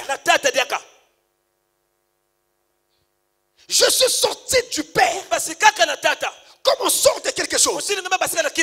je repars au Père, là-dedans, là où j'étais. Vous voyez la distinction? Après la fin de sa mission, il repartait récupérer sa fonction. Et quand il a récupéré sa fonction, il est redevenu l'ancien des jours. Et ça, c'était la mission. Et ceci, la vision là, indiquait que la mission terrestre de Jésus était un succès. On ne pouvait pas le ramener dans sa fonction en tant qu'ancien des jours s'il avait échoué sur la terre. Il fallait qu'il réussisse afin qu'il ne récupère le trône. Et le trône, d'ailleurs il dit, lorsque je serai assis sur le trône du Père. Oh, toi tu vas t'asseoir sur le trône du Père. Le Père lui-même sera sur quel trône? Vous comprenez maintenant? C'est ça l'espérance d'Israël. Allons dans Michée cette fois-ci. Michée 5 verset 1. Un autre passage très important qu'aimait beaucoup frère Branham. Il est écrit, Michée 5, le verset 1. Et toi Bethléem Ephrata, petite entre les milliers de Judas, de toi sortira pour moi celui qui dominera sur Israël, et dont l'origine remonte aux temps anciens. Vous voyez l'ancien des jours? Au jour de l'éternité. Là encore, il est clair que c'est lui l'ancien des jours. Mais il est né où? À Bethléem. C'est pourquoi on dit toi Bethléem Ephrata, petit entre les milliers de Judas, de toi sortira pour moi celui qui dominera sur Israël, et dont l'origine, il est né où? À Bethléem. Vous vous rappelez? Au temps des rois mages. C'est à Bethléem qu'il est né. Et ses origines remontent aux temps anciens. Il est l'ancien des jours. Ses origines remontent au jour de l'éternité. Il est l'éternel. Mais il était venu en tant que fils pour mourir à notre place. Mes frères, voilà l'espérance d'Israël. Mais je vous dis, c'est la même espérance sur laquelle nous autres, Église des nations, nous reposons. Allons-y. Tite chapitre 2. Nous sommes dans le Nouveau Testament cette fois-ci. Tite chapitre 2. Verset 11 à 13. 11 à 13, il est dit. Car la grâce de Dieu, source de salut pour tous les hommes, a été manifestée. Elle nous enseigne à renoncer à l'impiété et aux convoitises mondaines et à vivre dans le siècle présent selon la sagesse, la justice et la piété, en attendant la bienheureuse espérance et la manifestation de la gloire du grand Dieu et de notre Sauveur Jésus-Christ. Il est à la fois Sauveur et grand Dieu pour nous. Mais nous attendons son retour. Parce que il était déjà passé sur la terre. Il a payé le prix. Et c'était un succès. Il est reparti dans la gloire. Maintenant nous l'attendons. C'est ça notre espérance. C'est l'espérance d'Israël. C'est aussi cela notre espérance. Quand dans nos maisons, nous prenons femmes et enfants, nous les amenons tous devant Jésus. C'est à cause de cette espérance. Quand dans la vie de tous les jours, je m'éloigne du péché, je m'éloigne du mensonge, je m'éloigne des copains, des copines, je m'éloigne de la cigarette, je m'éloigne de la boisson, je m'éloigne de la magie. C'est à cause de cette espérance. Quand je dis à mes amis, je ne bois plus, je ne fume plus, je prie, je suis devenu chrétien, c'est à cause de cette espérance. C'est cette espérance qui m'amène l'église. Alléluia. Voilà pourquoi, quand c'est jour de culte, je ferai tout pour mettre mon travail de côté. Parce que je dois aller à l'église et me préparer pour cette espérance. C'est ça l'espérance des saints. Dans la lumière. C'est ça cette espérance. Nous attendons le retour du Christ qui vient pour chercher son église. Mais nous devons être prêts. Mes frères et mes sœurs, les anciens qui nous ont précédés connaissaient cette espérance. C'est pourquoi l'apôtre Paul et tous ceux qui croyaient en Christ avaient vu en Christ l'accomplissement de cette espérance. C'est-à-dire que c'est lui qui rendait possible l'accomplissement de cette espérance. C'est lui Jésus. Et cette espérance, c'est la résurrection des morts. Cette espérance, c'est le ciel. Christ viendra nous chercher et nous ramener de la gloire. C'est ça l'espérance que les Juifs avaient, mais qu'ils ont rejeté, mais que nous avons. Nous, Église des Nations. Écoutez mes frères, regardez les anciens. Quand ils mouraient, ils mouraient tous dans la foi en la venue du Messie. L'espérance d'Israël. Joseph, quand il était prêt à mourir en Égypte, où il était premier ministre, il dit à ses frères, voici, je vais bientôt mourir. Vous allez m'enterrer. Mais écoutez-moi. Il viendra un temps où le Dieu de nos pères va vous visiter et vous sortirez d'Égypte. Et quand vous allez sortir, ne laissez pas mes os en Égypte. Déterrez mes os. Amenez mes os avec vous jusqu'en terre promise, jusqu'en Palestine, à Canaan. Et là, enterrez mes os à Canaan. Comment un homme qui meurt plusieurs années avant que le libérateur ne paraisse, va comme ça demander qu'on déterre ses eaux. Si cette espérance n'était pas vraie, si cette espérance n'était pas réelle, il dit ne laissez pas mes eaux en Égypte, amenez-les en Palestine, enterrez-moi là-bas, ne me laissez pas ici.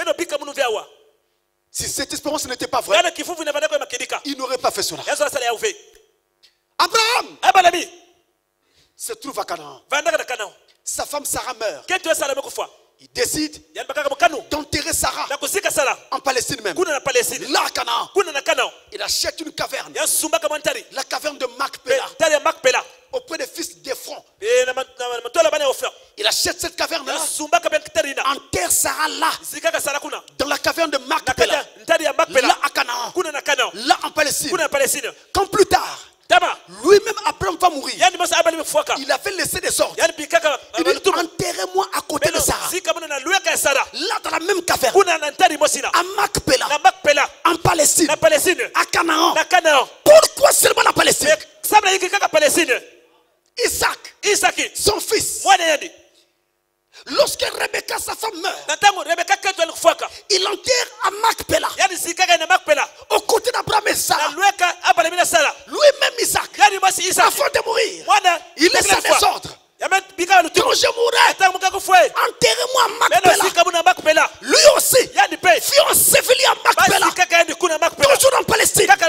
Pourquoi Macpéla? Pourquoi seulement la Palestine? Jacob, quand Rachel, sa femme, meurt, il va faire la même sépulture d'Abraham. Il va à Macpéla, enterre Rachel là, Macpéla. Et lui-même, il donna des ordres à ses enfants. Quand je mourrai, enterrez-moi à Macpéla. Rappelez-vous, Joseph est mort en Égypte. Je voulais dire Jacob. On a pleuré, mais on a ramené son corps en Palestine.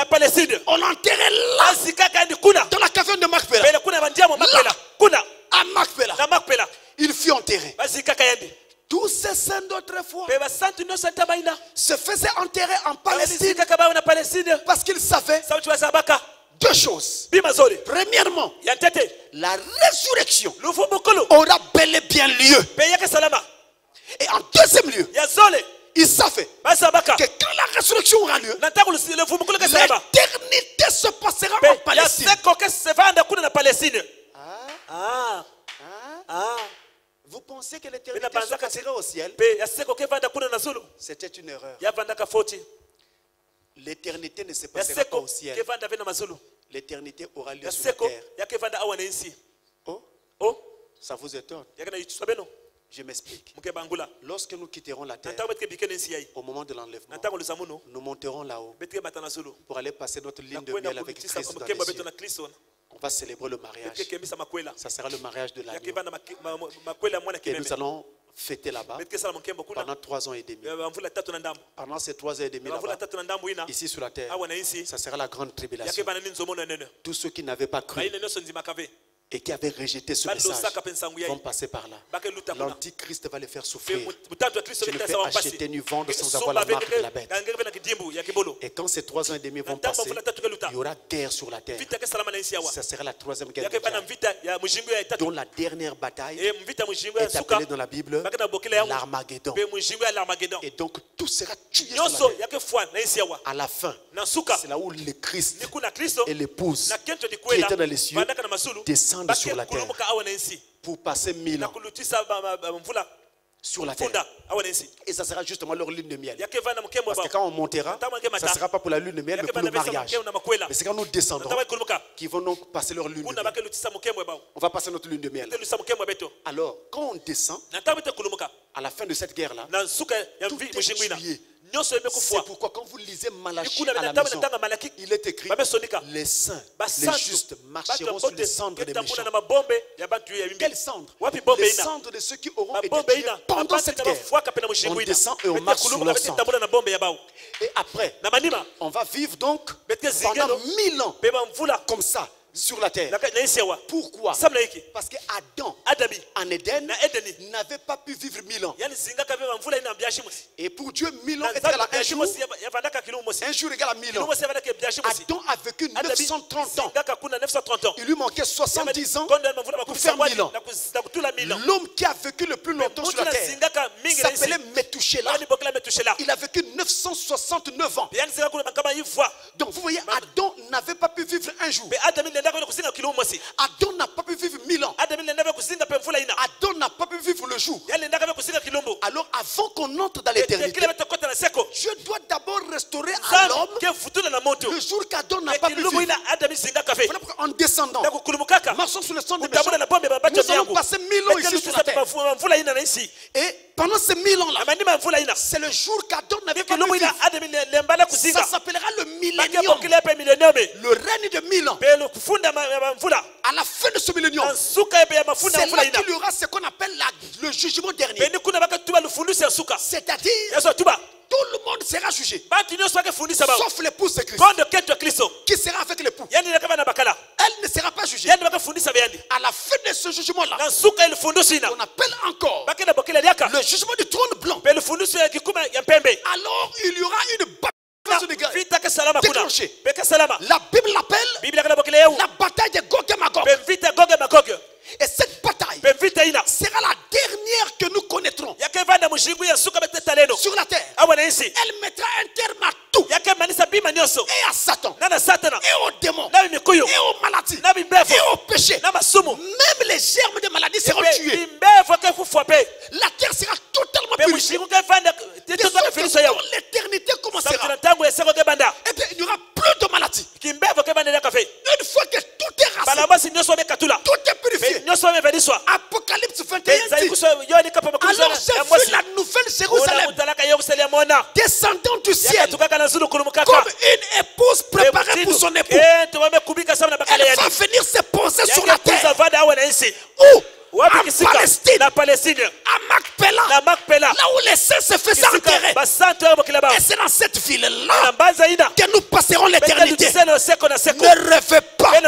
L'éternité n'aura pas lieu au ciel. Elle aura lieu sur la terre. Ainsi l'a prophétisé la Bible. Apocalypse 21. La nouvelle Jérusalem descendra. Elle est descendante. Elle ne restera pas là-haut. Elle va descendre. Et nous allons y entrer. Mes frères, mes soeurs, c'est ça notre espérance. Je vous donne 2 passages que vous pourrez regarder à la maison pour votre propre étude. Vous pourrez regarder à la maison. 1 Corinthiens 15. Vous regarderez à la maison. Versets 12 à 24. Dans 1 Corinthiens 15, versets 12 à 24. Là, il est dit, nous reposons sur la résurrection de Christ. Comme il était ressuscité, nous aussi, nous ressusciterons. Mais si Christ n'était pas ressuscité, alors notre foi est vaine. Une autre écriture que vous regarderez à la maison, toujours 1 Corinthiens 15, cette fois-ci, du verset 51 au verset 55. Là, Paul dit, je vous dis un mystère. Je vous dis un mystère. Tous, nous ne mourrons pas. Tous, nous serons changés. En un clin d'œil, au son de la trompette, nous serons changés et nous serons tous enlevés.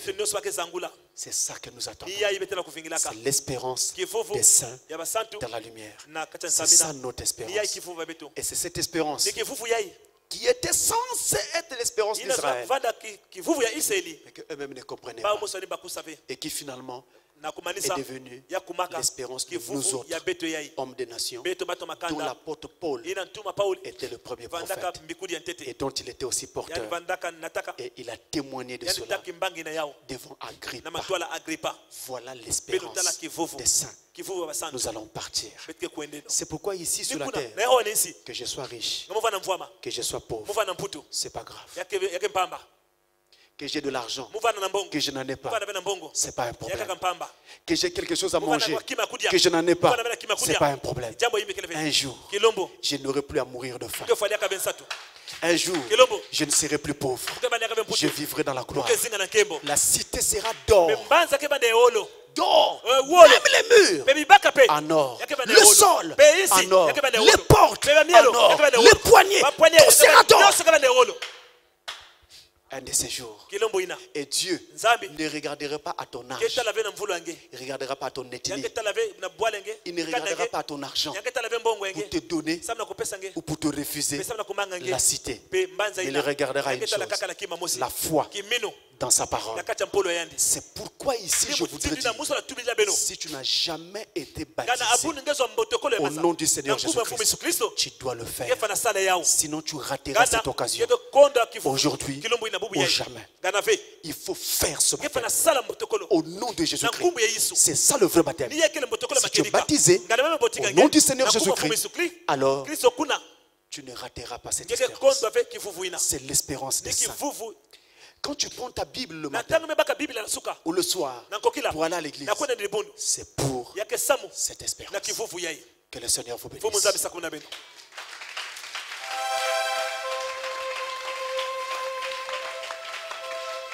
Alors nous allons nous remettre tous au Seigneur en nous levant.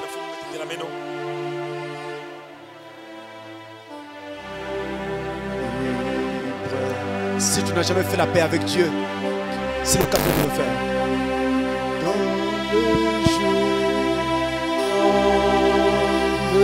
Si tu n'as jamais fait la paix avec Dieu, c'est le moment de le faire. De te repentir, de lui donner ta vie afin de ne pas rater cette espérance. Cette espérance des saints dans la lumière. Le retour du Seigneur, la résurrection, l'enlèvement.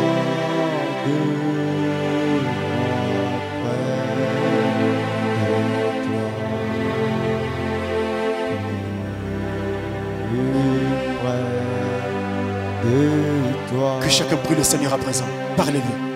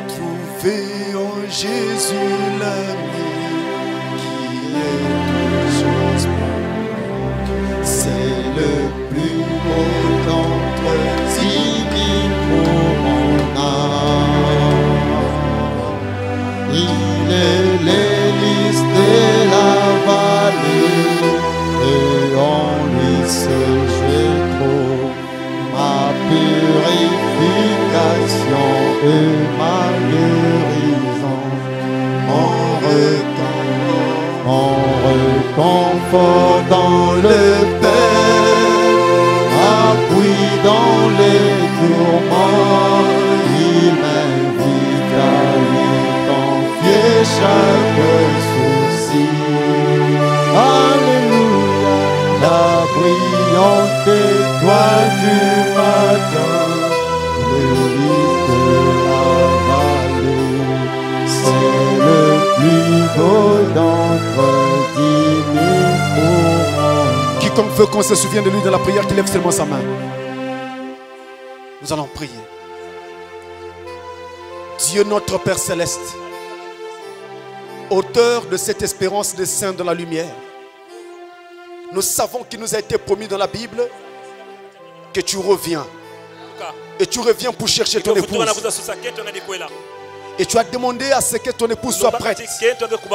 Et toi-même, tu as aussi fourni les soins nécessaires pour que cette épouse soit prête. Et pour cela, tu nous as envoyé un message au travers de ton prophète William Branham pour préparer cette épouse afin qu'elle soit prête. Oh notre Dieu, auteur de cette merveilleuse espérance, regarde tous les cœurs ici rassemblés. Et partout où ce message ira, Seigneur, accorde que le Saint-Esprit, dont je suis ici le serviteur, touche chaque cœur d'une façon particulière, quel que soit l'état dans lequel se trouvait chacun. Maintenant, par l'autorité de la parole de Dieu dont je suis investi, je chasse Satan de tous les cœurs qui sortent les cœurs des enfants de Dieu, que les puissances du péché, les puissances de la magie, les puissances de la sorcellerie, les puissances de l'impudicité, la puissance de l'alcool, toutes les puissances du péché, sortent au nom de Jésus-Christ. Père, saisis chacun de tes enfants et laisse qu'ils soient prophètes que j'ai parlé de ta part. Confirme ta parole dans les cœurs de tes enfants, Seigneur. Que cette église revive et que toute la puissance de Satan qui l'a attaqué tombe au nom de Jésus-Christ. Alléluia. Père, je prie que tout cœur ici qui est prêt et disposé soit baptisé du Saint-Esprit au nom du Seigneur Jésus-Christ. Sonde les cœurs, sonde nos vies, regarde les besoins cachés derrière chaque main levée. En tant que ton serviteur, je le leur accorde qu'ils reçoivent ce qu'ils ont demandé en levant leurs mains. Au nom de Jésus-Christ, garde ton peuple en paix. Et à la réunion prochaine, ramène chacun avec plus de détermination et de vie. Au nom de Jésus-Christ. Amen. Amen.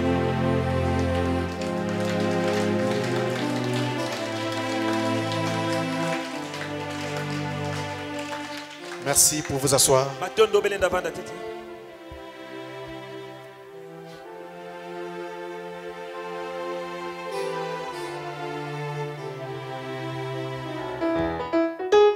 Au fil des temps, j'entends le chant qui me dit: pourquoi ne voyons-nous pas le miracle d'autrefois? Je crois toujours à ce miracle, je réponds aux prières, car Dieu a toujours été Dieu et il est aujourd'hui. Je peux le faire encore et encore et battez la main. Il est le même Dieu, oh il a toujours été là et aujourd'hui.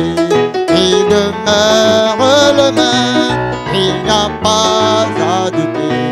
Je peux le, oh je peux le faire maintenant et encore et encore. Il est le même Dieu, il a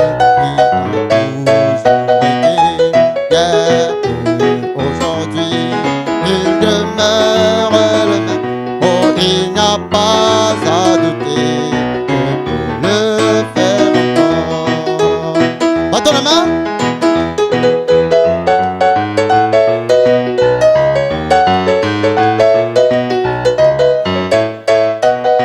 Oh, tu pries Dieu pour tes besoins, alors fais-lui confiance. Dieu l'a fait auparavant, il peut le faire encore. Son désir est beaucoup plus grand que tu ne pourras penser, pour accomplir un miracle.